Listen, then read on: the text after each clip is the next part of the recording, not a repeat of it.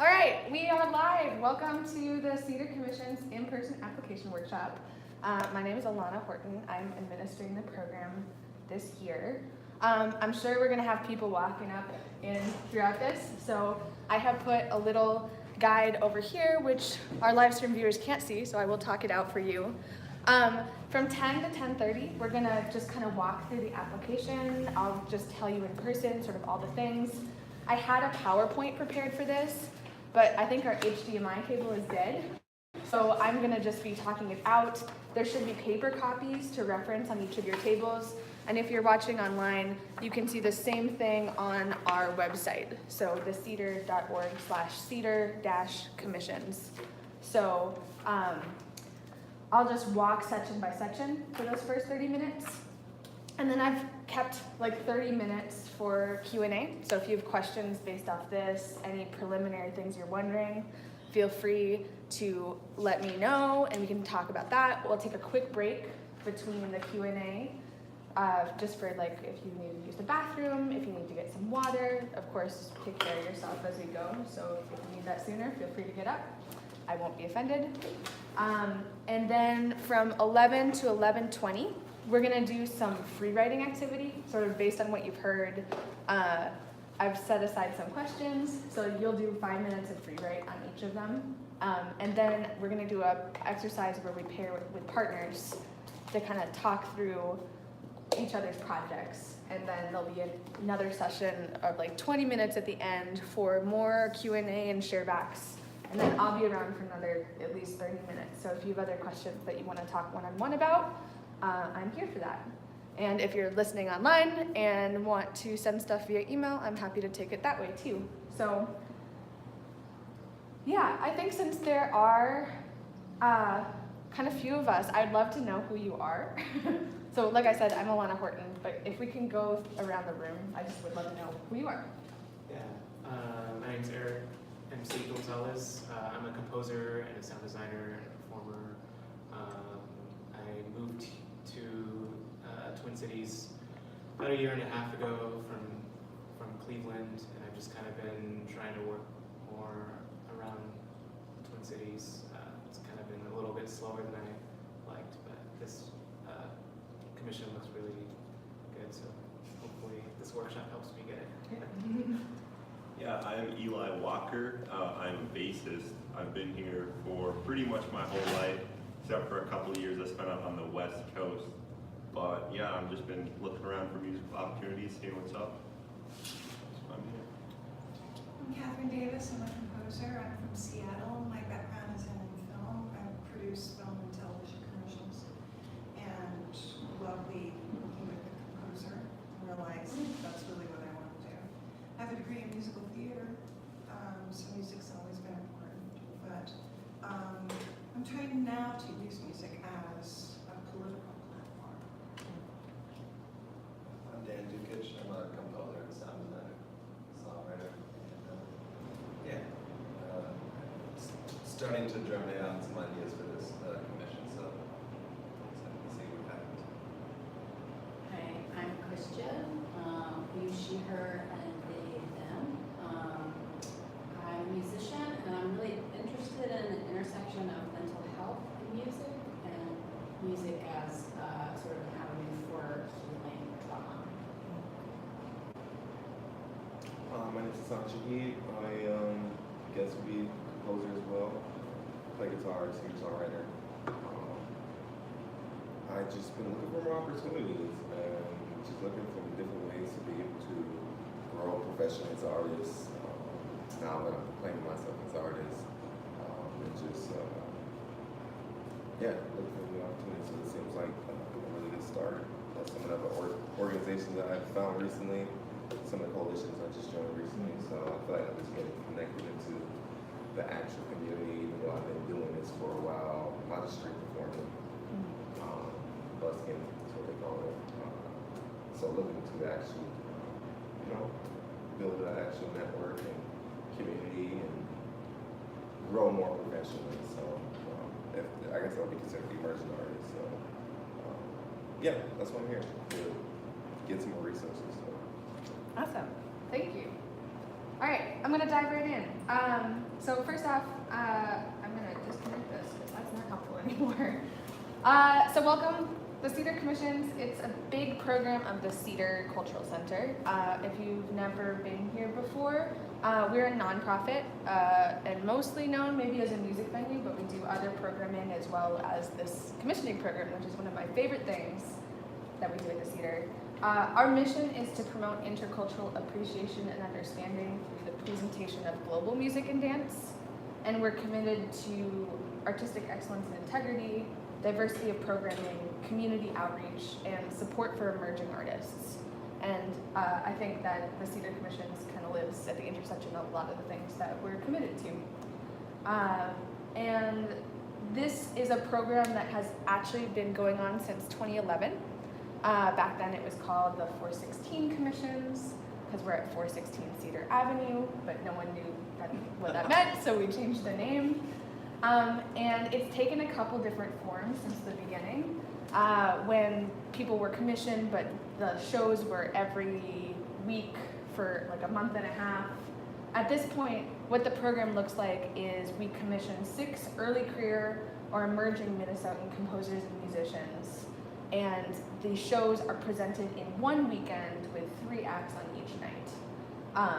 So over the course of the program, we've commissioned 50 plus artists of a lot of different styles and backgrounds, including Dessa and Maria Issa and Adam Levy. But that was like some of the first crop of artists. So you can kind of see how some of these artists went from being emerging into all names that we know in our general music scene.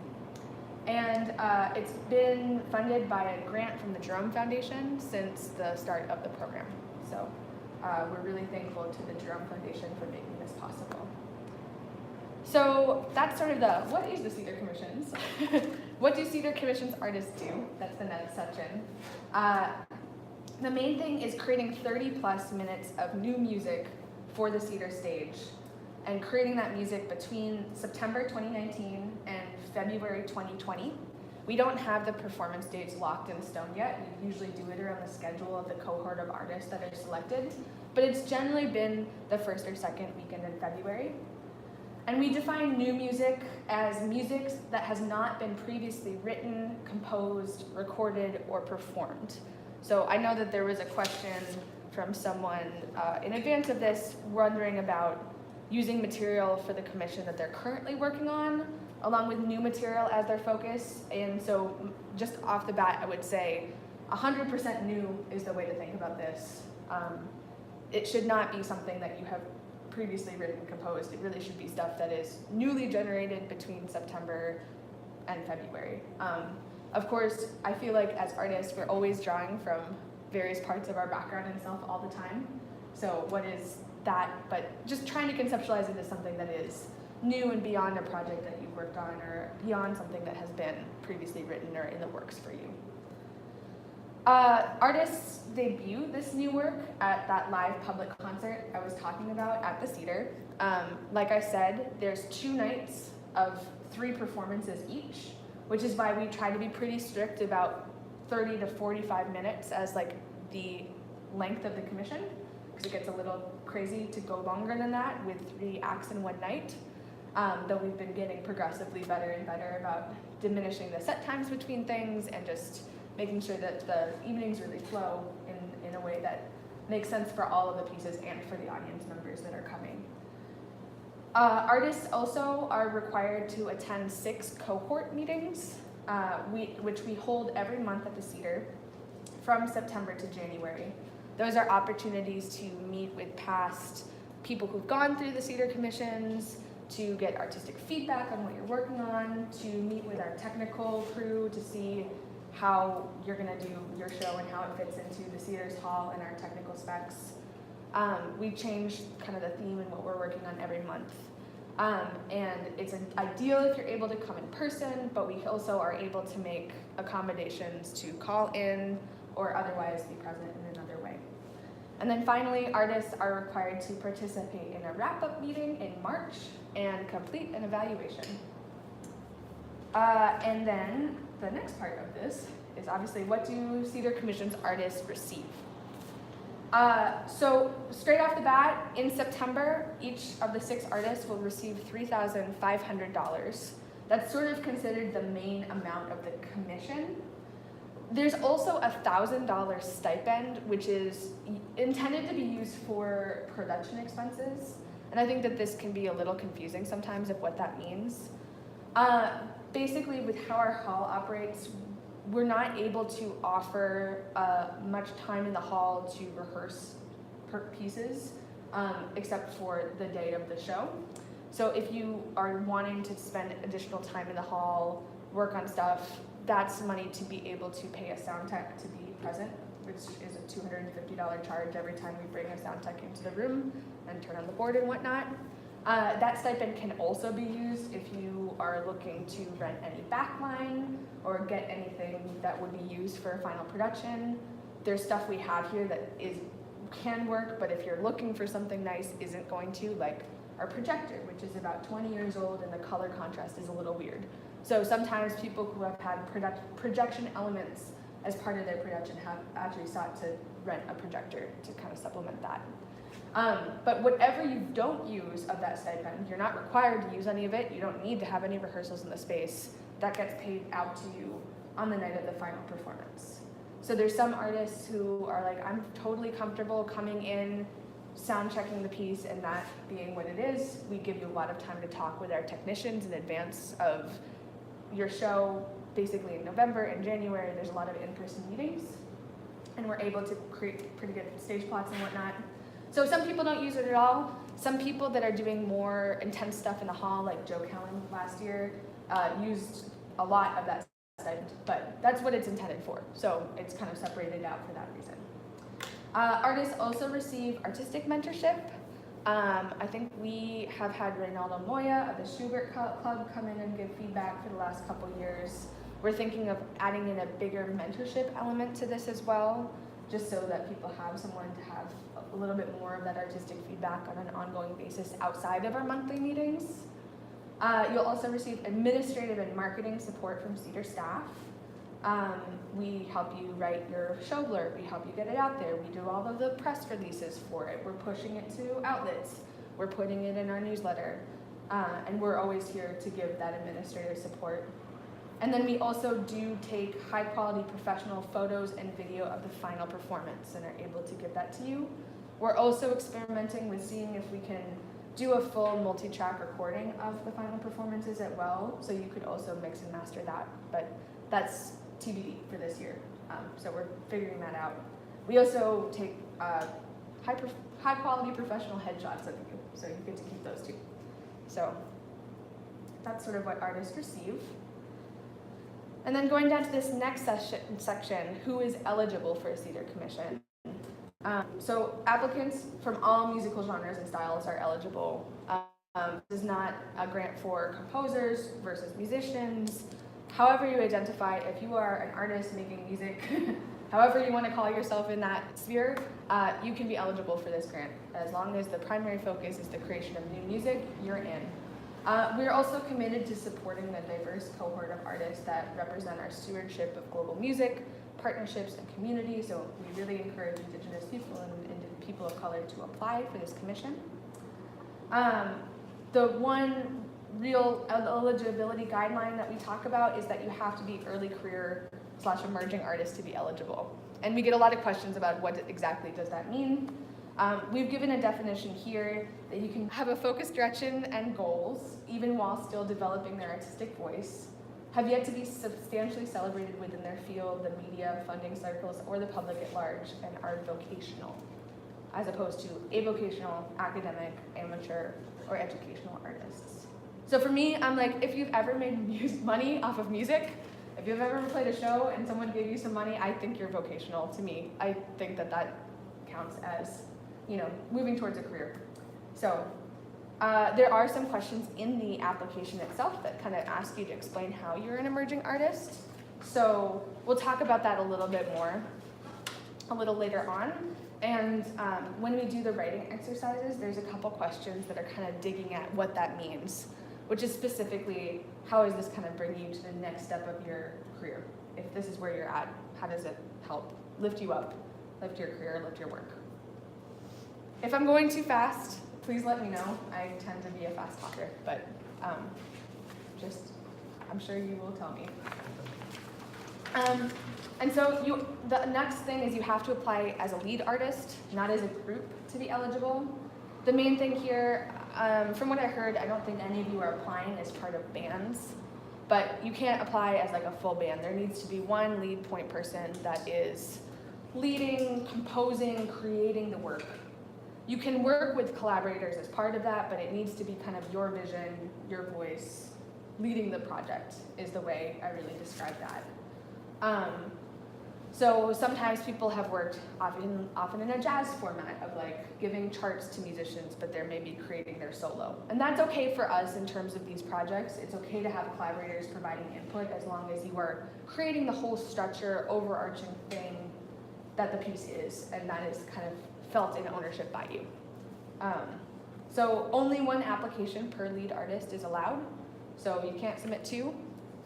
But if you are working with collaborators, musicians, bandmates, and you're listing them as like, I might work with this person who plays tuba, and Christian's like, I might work with this person who plays tuba, that's okay for those collaborators to be in multiple applications, as long as, you can't put in more than one. Applicants must live in the state of Minnesota to be eligible. And full-time degree-seeking students are not eligible for the Cedar Commissions. This is due to the Jerome, those are educational or academic artists by the Jerome Emerging Artist Guidelines. All right, how do you apply? So our deadline is Monday, June 3rd. At 11:59 p.m. You're going to want to submit all of these materials to me. My email is right here. And the basic overview of this is 2 pages describing your project, 1 page describing your artistry, and 2 audio or video work samples. 2 pages describing it. I'm going to go, don't worry, I'm going to go bit by bit by bit. And if you, just a broad overview is it's 2 pages of project description, 1 page of artistry, and 2 work samples. But I'm going to go in very depth of each of those things to talk more through it. But in your email, you'll probably have, you could do 3 attachments or all in one of those things. But let's talk about this 2 pages describing your project first. So in that description, we're looking hopefully for you to answer the following questions. And you can write this all out in one like essay format, or you can put the questions right in the document and answer them directly there. So the first question is, what is your project idea? And this is where we want you to obviously clearly outline what your idea is. We're gonna work a little bit in this free write section on trying to get to like the clarity and condensing of what that project idea is in its most crystal clear format. But the strongest project ideas have a clear focus, they're specific, they're telling us what you're gonna do, why you're gonna do it, it's just very clear where it's coming from and what you're doing. They're rooted in your previous artistic work, so it's not taking a huge tangent away from maybe what you've done. But we can clearly see how it's pushing or stretching you as an artist. We're also looking for project ideas that are exploring innovative new territory, ideas, collaborations, or exploration into genre that wouldn't be possible without this grant. So in explaining your project idea, you're gonna wanna tell us, here's my project idea, here's where the push and the stretch is, and here's why it's innovative, here's why it's exploring new territory. So it's kind of like a 2-pronged thing there to me. It's really important that your project idea is primarily focused on the creation, writing, or composition of new music, and not on recording, audio production, or purchase of equipment. So those activities may be included in your project budget, but it shouldn't be the primary focus of your project or budget. So one way I describe this is, if you were really excited about like, I want to play guitar for this project, I don't own a guitar, so my Cedar Commission is going to be me purchasing a guitar and learning to play it because that's going to stretch me as an artist. That's a grant that's actually primarily focused in our eyes on you purchasing that piece of equipment because you want to learn how to play guitar. As opposed to being like, another project might be, I'm really interested in expanding the sound of where my work is going, and guitar feels like this focus where my work needs to push because I've been playing bouzouki this whole time. And so bringing bouzouki into a rock territory is gonna stretch me as an artist into a new territory. Then you could maybe justify it, but it still would be like, it would be a question mark probably for art.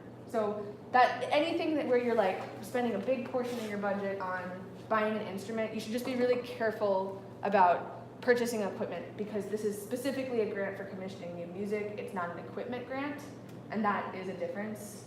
And thus, like recording and audio production too, some people are like, I want to make a new album, so I'm going to get a Cedar Commissions to make and record a new album. And that also is a thing. This is a grant primarily focused on creating new music to perform it, not to record it. So those are the things we are kind of like, if you're writing it towards that, maybe think about how you can focus it a little bit more towards like, this is money that's going towards helping me write this new music and then perform it. So you can pay yourself for, and we'll talk about this in the budget, for time off of work to do this work. You can pay collaborators to be performing the music with you. But anything that's really focused on, I'm gonna buy a bunch of new gear, is the stuff we kind of flag. The next question we want you to answer is this: how feasible is your project?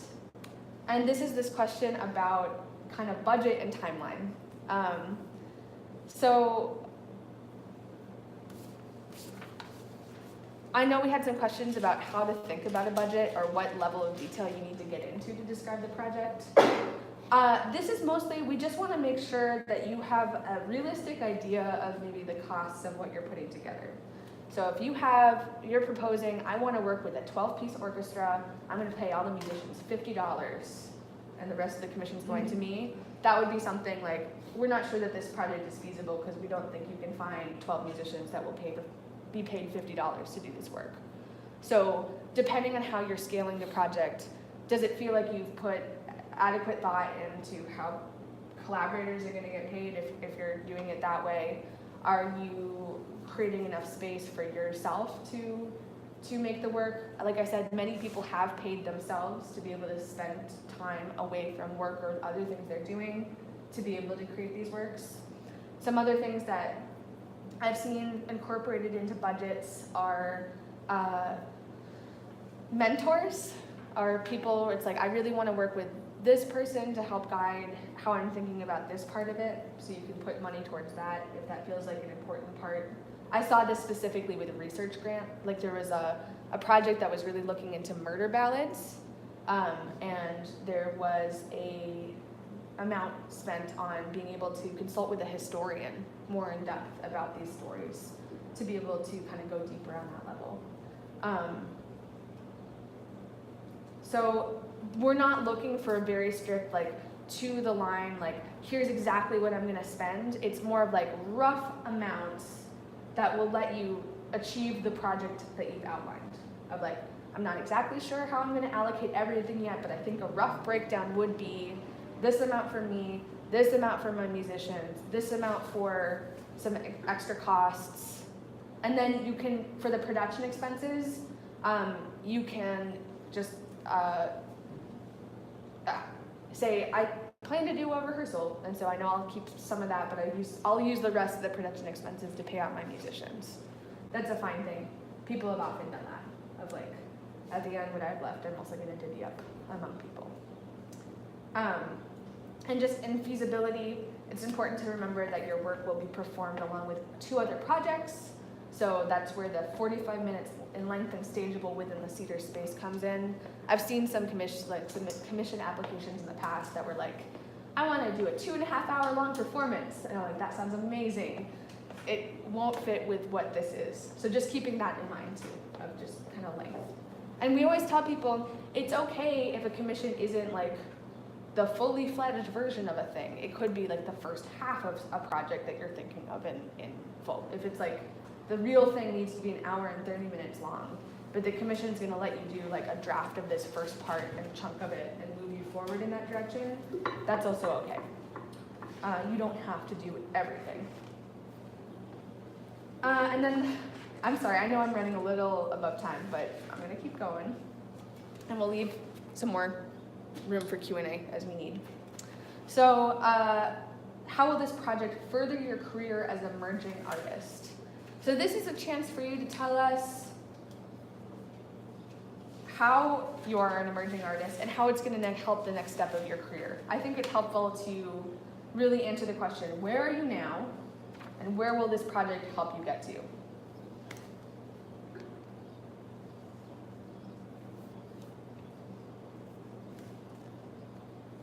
And we are gonna focus on that in the free write specifically, so.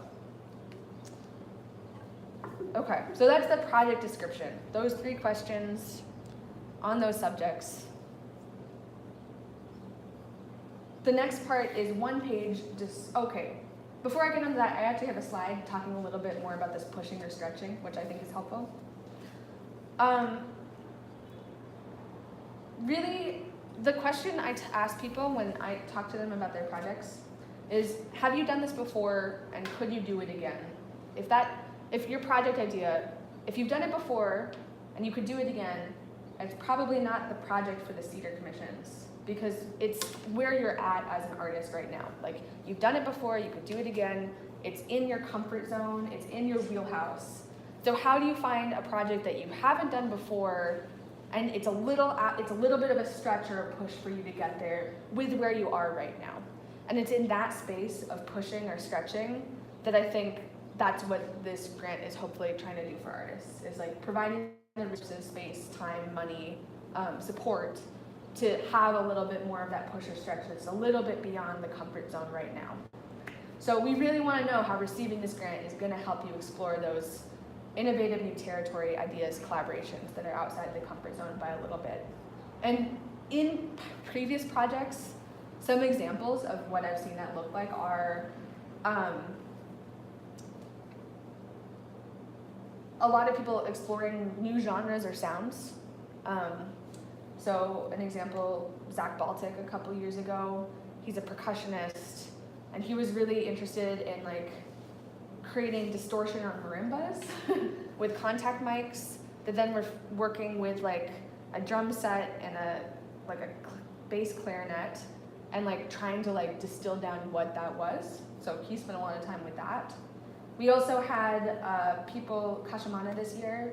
She was really interested in like trying to write in a very focused way for like a 4-piece vocal ensemble and just drum and bass, and trying to stretch into that place of like, it was like beyond, she was like, I usually play with a full band, I don't ever strip stuff down like this. This feels like very vulnerable and very like scary, and like it was like a way to examine also her journey as a mother. I've seen people push or stretch with like working with collaborators as well. This is a tricky one because these projects sometimes get a little outside of the musical aspect. But for instance, Chrissy Bergmark made a piece in collaboration with a dancer, trading back improvised pieces. So she would do something, an improvisation, send that to the dancer would create an improvisation based on that, send it back, and writing the piece based off of these improvs. And then Chrissy took the whole thing and like composed it for a 4-piece ensemble from there. Joe Callan this year worked a lot with some collaborators in puppetry and multimedia stuff to create a little bit more of a theatrical environment to hold the pieces that they were working with. I've seen a lot of people push or stretch by really expanding the instrumentation they're working with. So for example, a city councilor had been performing as just a solo act, and they, with the grant, made a 12-piece orchestra version of like a bunch of brand new songs that were all about political themes, actually. And after that, they now perform as a 4-piece. So it brought them and stretched them to be able to play with a band and create music that was like made for a band from a place where they'd just been doing solo work. this. Yeah, I don't recommend going that big, quite honestly. I think it's really hard to have the number of rehearsals you need to kind of make it work from what I've seen with other people. But it happened, and it was a thing, and it was good. I really loved it. I just have worked with a lot of the artists that have chosen to work with that large of ensembles, like Damien Strange a couple years ago, and I know it can always be tricky to get all the pieces working right. And often people with smaller ensembles are able to do more rehearsals, more in-depth stuff, get that thing a little bit more polished before you put it up. Other ways, pushing or stretching. Again, this diving really deeply into research or themes. This is not a grant that requires you to have research, themes, lyrics, any of that. Some people have chosen to go that route. And so this project of murder ballads, going really deeply into that from Julia Hobart. Ritika Ganguly did a piece based in poetry from like Bengali poetry as well as Spanish and English, and kind of tracing those as kind of forms for new neo-soul songs, which was really interesting to me. But there's a lot of ways something can push or stretch you. And it's up to you to let us know how that is for you. And so the strongest applications are really speaking to that element of push or stretch, or how that's going to bring you to your next step. Okay, so next up is this one page describing your artistry. Basically, we just want to know your background as an artist. It helps us get an idea from a feasibility side of things, like have you done projects? Where are you as an artist? Also, are you outside of what we might consider emerging? We, of course, are going to let you tell us where you are, but it's really helpful to know like who you are as an artist. So we let you do this in either form. You can either submit it in the form of a resume or submit a page of written narrative. It really doesn't matter to us. You won't be penalized either way. But we want to know about previous composition experience, performance experience, and any other relevant artistic and musical experience. This may include private lessons, formal education, mentorship, apprenticeship, busking. We want to know about like what you've done as an artist, what's your background, where are you coming from, what's your basis that you're coming into this. And then the final component is we need 2 audio or video work samples.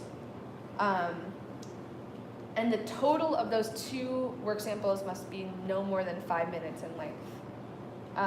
We don't judge whether it's audio or video. There's no preference that we give to those. And we're not judging on quality of recording either. We're really trying to think about like what is in the recording itself. So it's fine to send us, if you have a demo, that's fine. It's really what we feel best represents your musicality and capability as an artist. And those samples can be hosted on any third-party site. So YouTube, Vimeo, Google Drive, Dropbox. And then you don't necessarily have to cut things down. So if the work sample is part of a longer piece, you can just tell us, just listen from the 2-minute mark to the 3-minute mark of this one, and then this other piece, listen to the whole thing, or whatever you want. They also don't have to be exactly 5 minutes in length, totally, but no more than that for the work samples you're sending in. Okay, and then how are artists chosen? So we have a review process that's made up of local musicians, former Cedar Commission artists, community members, and Cedar staff. And I'm not on that committee, I just help run it, so I won't be choosing or evaluating applications. So if you do have questions before then and you want to send stuff to me to just ask me questions or have me take a look at it, I'm happy to do that. We're looking at every application and reviewing based on 4 criteria. The first being this project idea. Do we have a clear understanding of what the project is, what the artist is trying to do? Is this idea strongly supported by the artist's past work? Is this idea exploring innovative new territory, ideas, or collaborations that wouldn't be possible without receiving a Cedar Commission? Does the project idea primarily focus on creating, writing, or composing new music, not audio production, recording, purchasing new equipment? Then we're asking for feasibility. Do we feel the artist has outlined a realistic timeline and budget to complete this idea? Not paying musicians $50. Will the new work be 30 to 45 minutes in length and stageable within the Cedar space?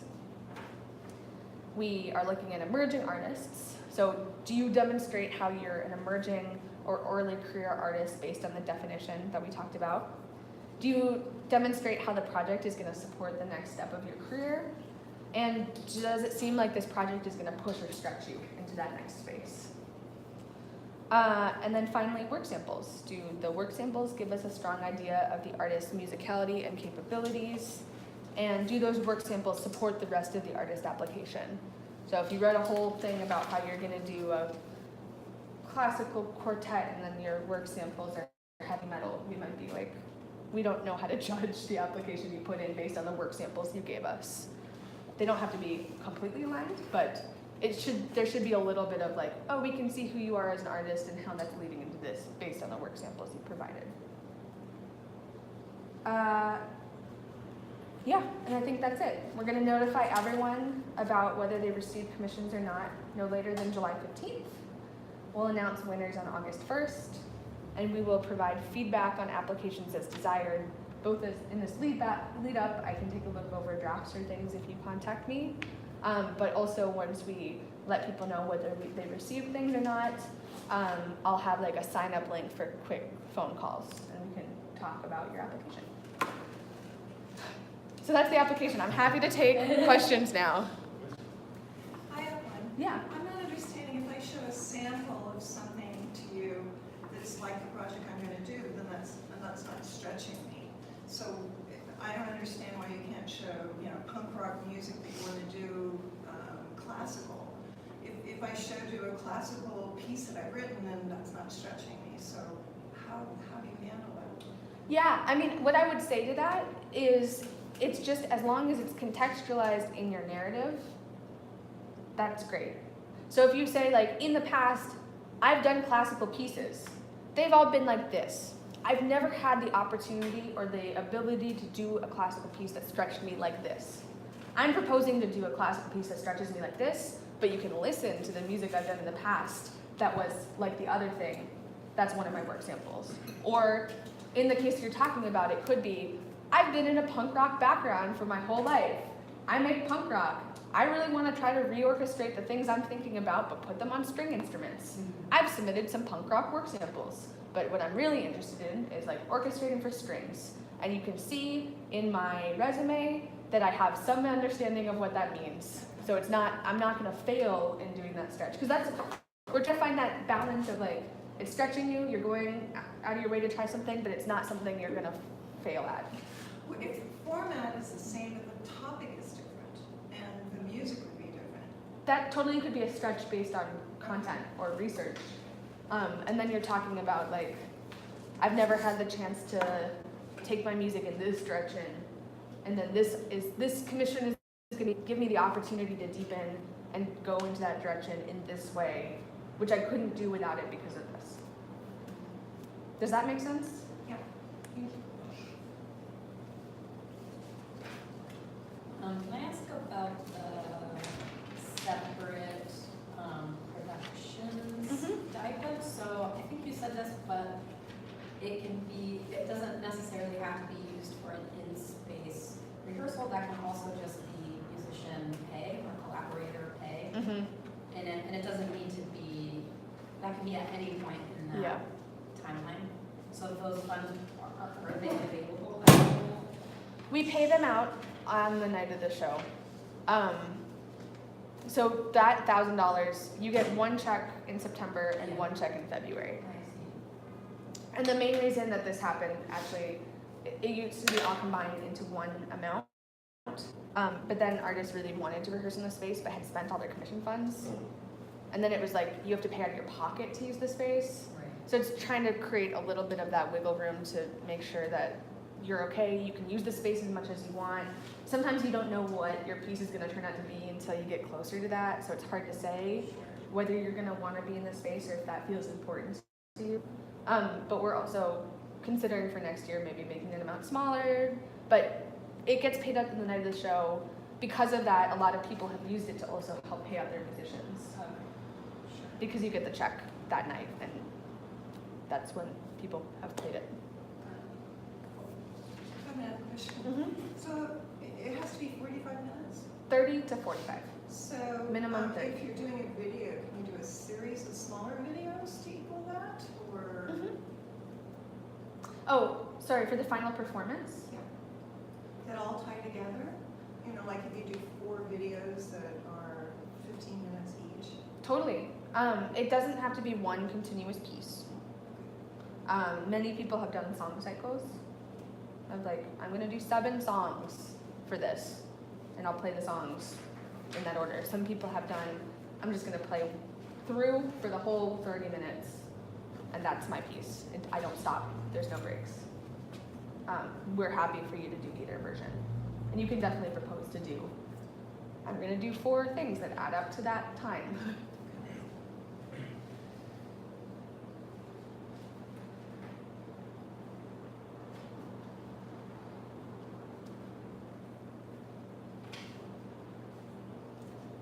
Do you know how many artists get chosen? 6. 6 per year. How many people usually apply? I think we had 76 applications last year. Competition. It's been going down.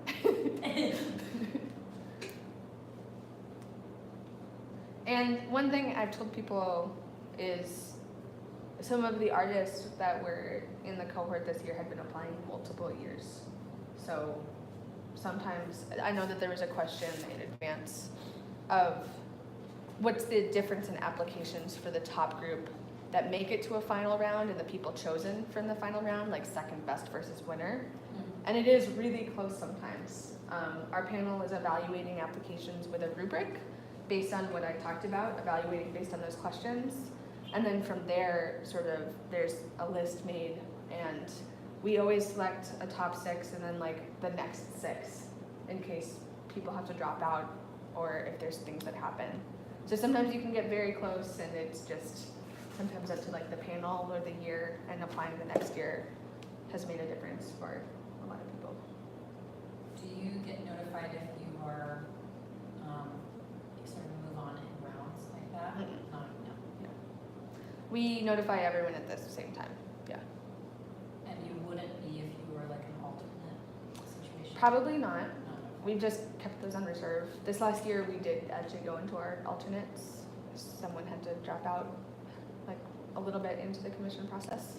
Mm. So it's happened. And if people reapply, is it unusual to see the same application with the same content? Or is that frowned upon, or what's the feeling about that? It's totally fine. We've seen people apply with the same application before. I have also seen people apply with completely different applications. I think it depends on what's the project you want to do as an artist that year, that time. And I'm hoping, so we're giving feedback for the first time this year. In previous rounds, we didn't actually offer that. So I'm hoping that will also help everybody, no matter how their application goes, to get something out of this too. Just like hearing a little bit more from us about what did the panel like, what did they have questions about, where could you improve in the next year, and that being sort of some space for that.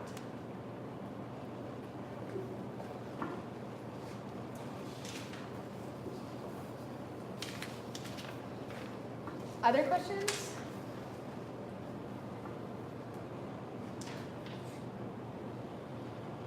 Is that mention of feedback somewhere here that I'm not seeing? It's under the, when will the 2019-20 Cedar Commissions artists be announced? And it's unclear because it says committed to providing feedback on applications as requested, which again has 2 meetings that I'm happy to do it in advance of the 3rd, but also I'm planning so I'm gonna be sending out, you're sending stuff to me, I'll be the one communicating back to you of like how your application went. And I'm thinking of doing it in a phone style of like sign up for slots and we can talk.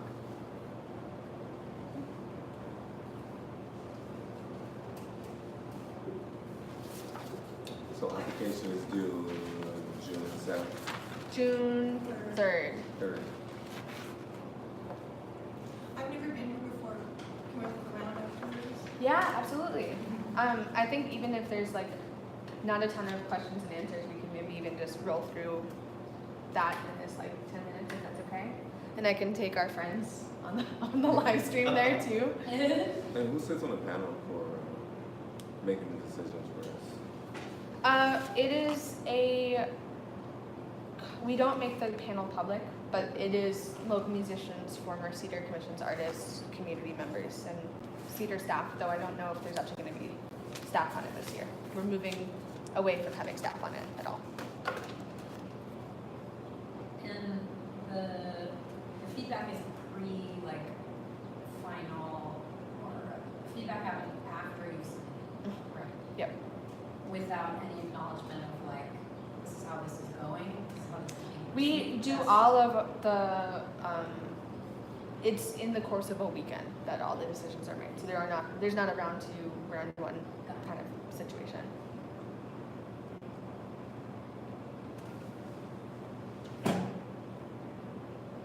Because I know that's how it works for MRAC's next step big grant, I think, of like who moves on to the next round of things. And that's not how our process has worked.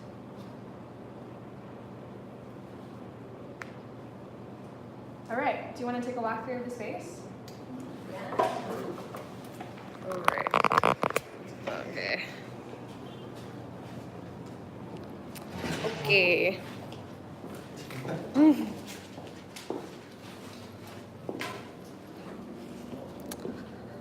So if you haven't been here before, the Cedar is an old movie theater.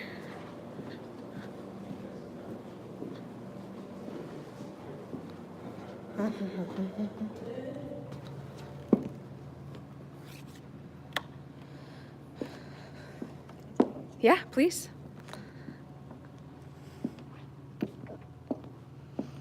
So the commissions are usually set up to be seated. So this is pretty much the configuration of how it generally looks.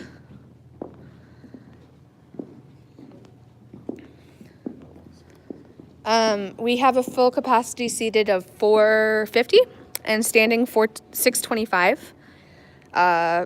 But for the commissions, we usually put out about 300 seats. And I would say that this is probably like 250. We have a piano that's always here.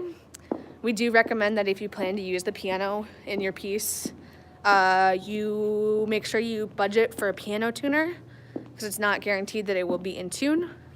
We will do it for shows that request it, for like just general Cedar shows, and we pay for a tuner, but it's not sure that it will have been tuned before the commissions otherwise. Like I said, we have that projector up there, but the color contrast can be a little wonky. There are LED lights as well as other lights. Our sound techs also run lights, but that's a lot of things to do. So sometimes I've said to people if they really want nice lights, that's something to think about too. We've had other people run a light board. One thing to know about our soundboard is that it is analog and has 48 inputs. So sometimes when we've had 12-piece orchestras, we've had to share a couple inputs. We're able to provide all like mic things pretty much, unless you want something really special that's important to your piece. Yeah. Any questions about the space? Some people have done quadraphonic sounds as part of their commissions before and brought in their own speakers and like set them up back there. The video happens as one solid shot from the back. We've also been doing these like artist promo videos for all artists historically for the last 3 years. So we'll probably do that again, where we go to people's rehearsal spaces and take a little footage of that and do an interview and splice it together. And those get at least like 10,000 views or something. So that's kind of a cool piece to have. Did you see microphones or video? Yes. And we have full tech specs on our website. So if you want to know more about that, I can send you the link. But yeah, you shouldn't have to budget for any like mics, cables, mic stands, da. But piano tuning is one that has definitely come up. People have used keyboards instead of that sometimes. And we don't have a house drum kit. We do have a house bass amp. And so sometimes projects have also shared backline, just of like if someone's bringing their drum kit and that feels like you want to share. Sometimes that's happened. We don't require it. We don't ask it of you. But just sometimes people, speaking as a drummer, I hate bringing drums anywhere. So I love sharing them. And then we can walk back to the green room if you want. Not that that really has anything to do with the projects, but I think it's fun.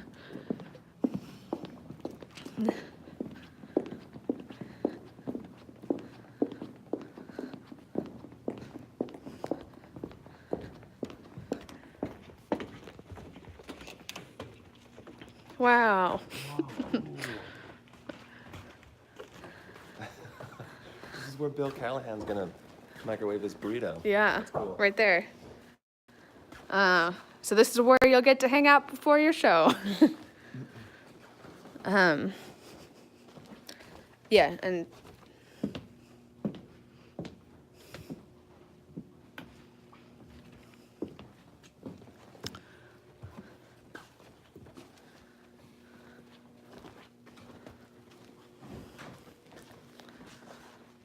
Someone would have to say it's your turn because I'd be reading all the posters.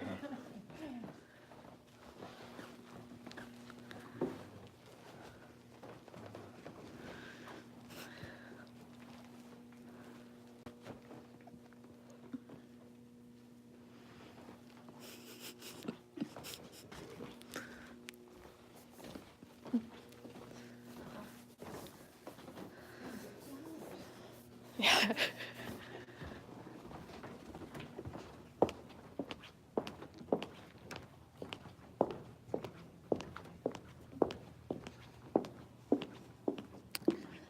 Oh, and we're pretty good now about if you do schedule rehearsals in the space, it's always with the same sound tech that's doing the show. And that's the same sound tech you'll talk to like starting November. Sorry. And that's Raymond Yates. He's amazing. He loves the commissions. Raymond Yates. And is there like a rehearsal just like the day of Yeah. the performance? Okay. So anything tech-wise has to be situated like at that time. Yeah. If you do rehearsals in advance of that with that production stipend, you can have up to 4 hours on a night or day.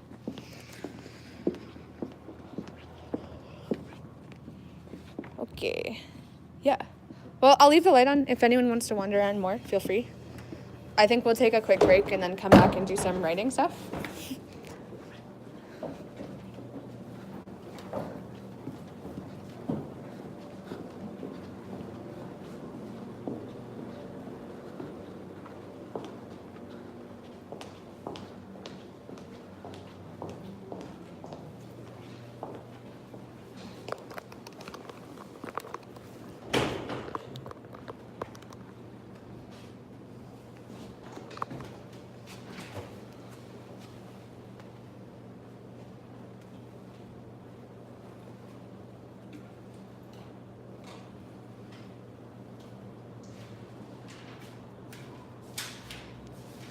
Gonna head out early alone. Okay. Thanks though.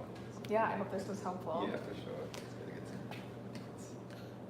yeah, how's it going? Yeah, Yeah. you should fill this out, Mm-hmm. and you should, without looking at it, tell someone about all of this stuff. Okay.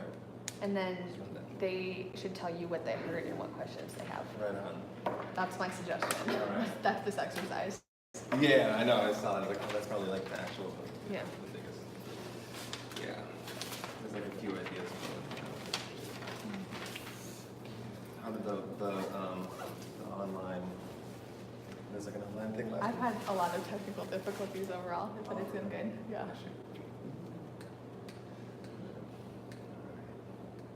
Cool. Okay. See ya.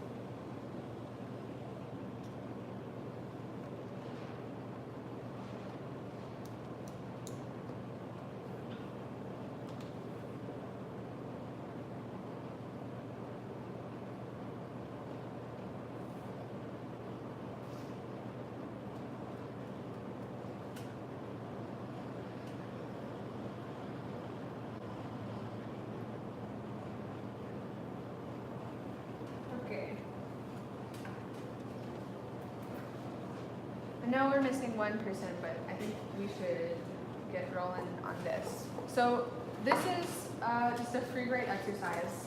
I know some of you may have started your applications already. So if you feel like you already know the answers to these questions, just take the opportunity to see if you can condense the things you're thinking about. See if there's anything that comes out of a free write exercise. So I'll be timing, and I'll give you 5 minutes for each of these questions, and then we'll pair up and in groups, or maybe even as a whole group, since there's so few of us now, we'll discuss each of your projects. So if you want to start, you can start anywhere if there's a question that appeals the most to you. But I'm setting the first timer now.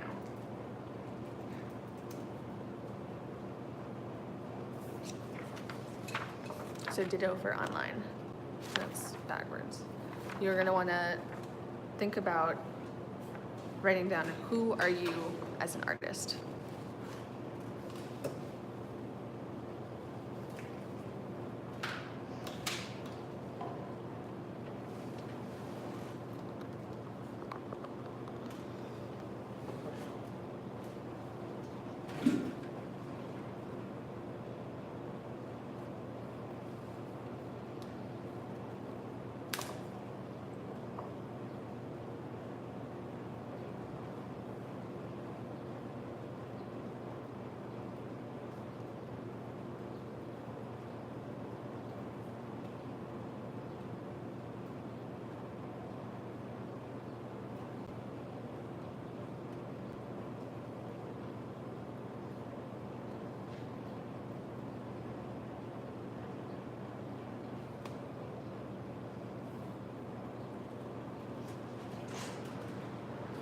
So everything on this block is closed right now. Do you need something? Hmm? Do you need something? It's all good. I'll get something after. So we started on this. So if you want to just choose a question to start writing on. And I'll tell you when it's time to change.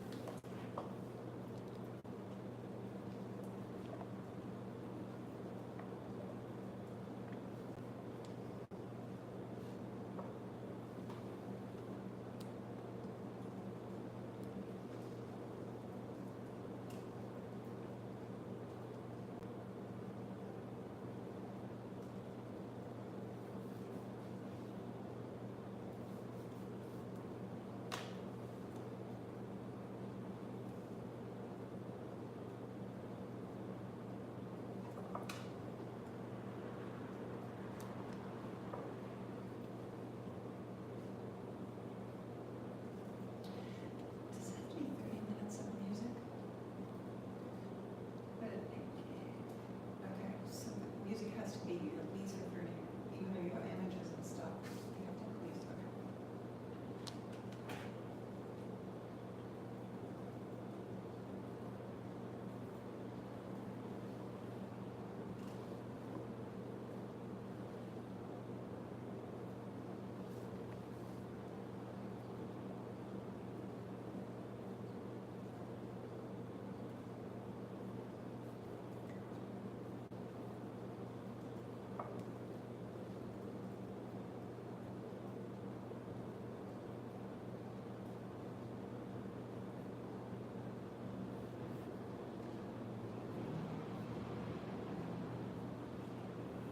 Did you have a screen? You have a projector doing a screen? Yeah, if you open the curtain, it says white. It's huge.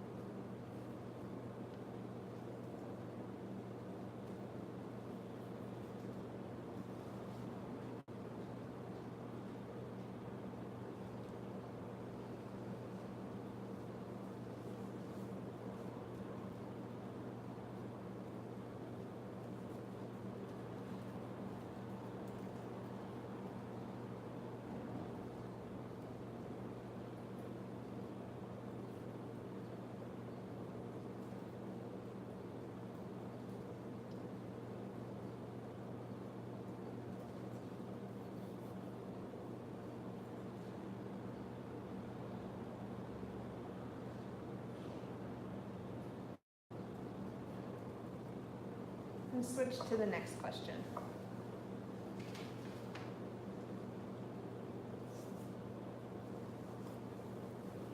And if you're following along at home, the next question is, what is your project idea?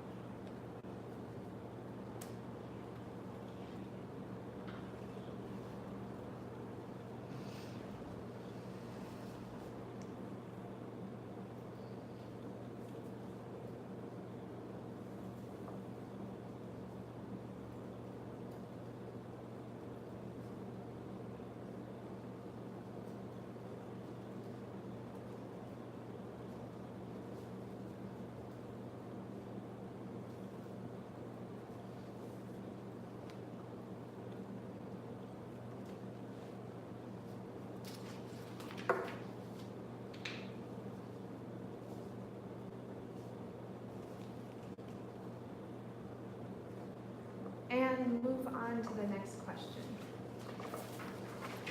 If you're doing this at home, the next question is, how is this project a stretch for you personally and artistically? How is this project a stretch for you personally and artistically?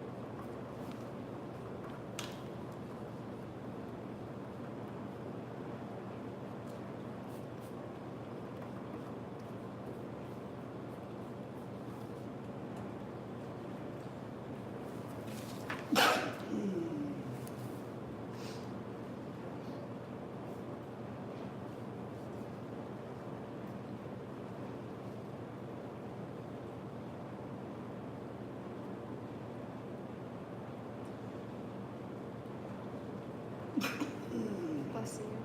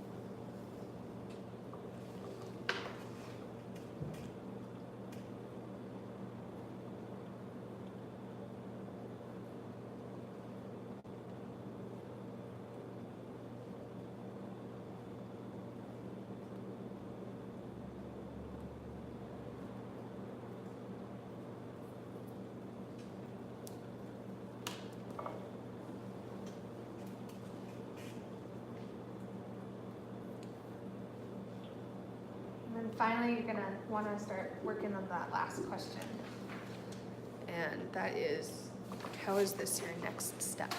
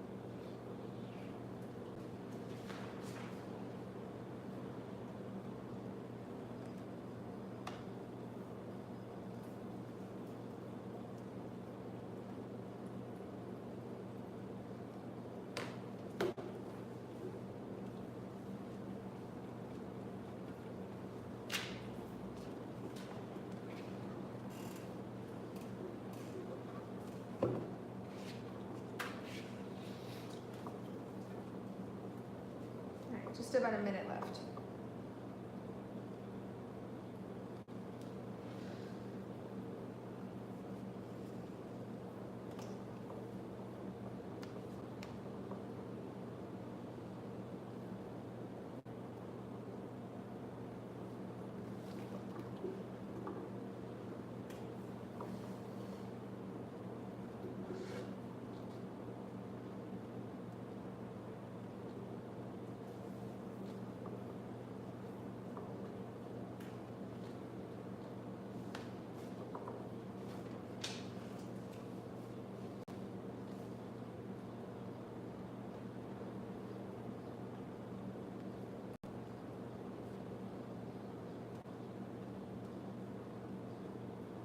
Okay.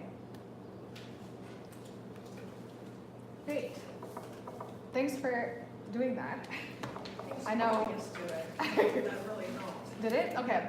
So we're gonna do some share back and feedback on that, but I have two ways we could do it, and I'll take it on you which way we do it. One way is we could pair up to give feedback, or we could do it in a broad circle, which means you have to tell everybody about your stuff. What would you prefer? Okay. Yeah.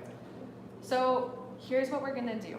I'm gonna give each person 3 minutes, and not looking at your piece of paper, you're gonna tell us about your project based on the themes and things that just came out for you. And then everybody else, if you can listen for 2 things, that would be great. And I'm gonna ask you to, we'll share back on them after the person stopped talking. So the first thing is gonna be things that popped up as like, I'm gonna ask you like, what popped up for you hearing that? So those could be things like, oh, I heard that you're gonna be working with 3 cellos, or like, I heard that you're gonna be like stretching yourself in this way. It's just like things that you remember, things that popped up, things that once they stop talking, like still stay with you. And the other thing you'll be listening for is questions. Of like, I was confused about this thing. I had a question about what that meant. And so just as a way to kind of clarify. So it's a way to for both people who process by writing and process verbally, that maybe we can help you on both of those ways. So does that make sense? Do you have any questions about that process of giving feedback? Or We're gonna stream. yes. Yes. So why would we give our ideas to everybody? Because it's a helpful thing for people to hear what other people are working on. I don't think you should see it as a competition thing. But if that feels proprietary, you don't just have to. Yeah, I never thought of it that way. Does that feel like something you prefer not to do? It does. Well, I would say. Between us, but I don't know how many people are listening out there. Yeah. Well, it's also a point of access, because if people can't come from outstate here, but they wanted to be here and participate in like, Yeah. because I do think hearing from each other of like what you're working on and what those like questions are does help everybody in some ways. But if you don't want to share, that's totally fine. We could do it in partners. Maybe that's the way to do it. Maybe, mine's kind of like personal. Okay. So I'm feeling this. Totally, yeah, and that's why I asked too. Yeah. Okay, so for that way, then that's totally fine. Let's pair up. There will be someone without a pair. You can come to me. Doesn't matter to me. And then we will do a similar thing where I'll have a timer. You will, if that's okay, to tell someone else about your idea. Does that feel okay in a one-on-one? For sure. And it feels okay to do it on a one-on-one too? Tell each other. Okay, yeah. Why don't you 2 pair up? We'll give 3 minutes for someone to sort of tell about their piece, and then there'll be a feedback session where you'll be saying like, I'll tell you like, say things that popped up for you, and then say things that are questions. Yeah. You know, Eric Badu said, artists are sensitive about their shit. Yeah. Did you say it? Sorry. Eric Badu said, artists are sensitive about their shit. So Right? It's true. Yeah. Sure, yeah. that's what I feel about. I can, then I wonder if it just makes sense to turn the live stream off, because I don't feel like you're gonna get more out of this. But there was gonna be some questions and answers at the end, so that's why I'm like, Could do that. If Yeah. you turned it off, I wouldn't mind telling everybody, but if it's, I don't, I'm just trying to keep, there's actually no one watching right now, so